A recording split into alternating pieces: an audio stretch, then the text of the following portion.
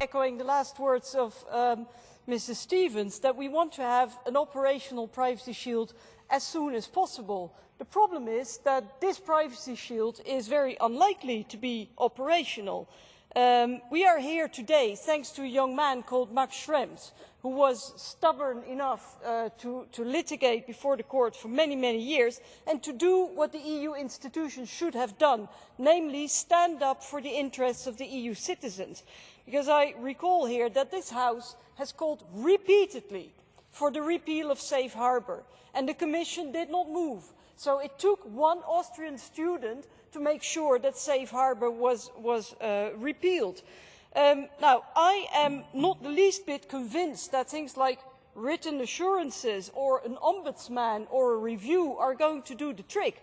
And my doubts are shared in different wordings by the Working Party 29, by the Working Party 31, by the EDPS and by various legal experts. So I don't understand why we have to keep repeating the same mistakes over and over again. We have a responsibility, a duty, to make good quality legislation. And here it seems to me that the Commission is ready to take a decision knowing that it will not stand in court.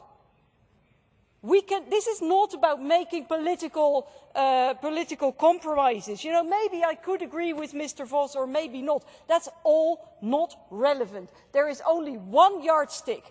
Is this yes or no Schrems proof? And I am not yet convinced that it is. And it's an improvement, yes, it's a step forward, and I'm glad that the Commission is willing to discuss further adaptations. But ultimately, this is also about the US getting access to a market of 500 million consumers. So they too have an interest in moving. Now finally, we didn't say anything about the umbrella agreement in the resolution, we'll come back to it, but I would really like two things. I would like, first of all, the European Commission, before we talk about giving consent or anything, the European Commission to finally declassify the reply it gave to the question of Libe about the legal status and the scope of the umbrella agreement compared to other legal instruments. Really give us this information. This is only, a legal assessment. How secret can it be? And secondly, the Commission itself has clearly stated that removing the exemptions to the Privacy Act in the US is a precondition for the umbrella agreement to be valid. Now, we all know that those exemptions are not going to be removed. So can somebody please explain to me how we can realistically expect the umbrella agreement to ever apply? Please clarify this for me.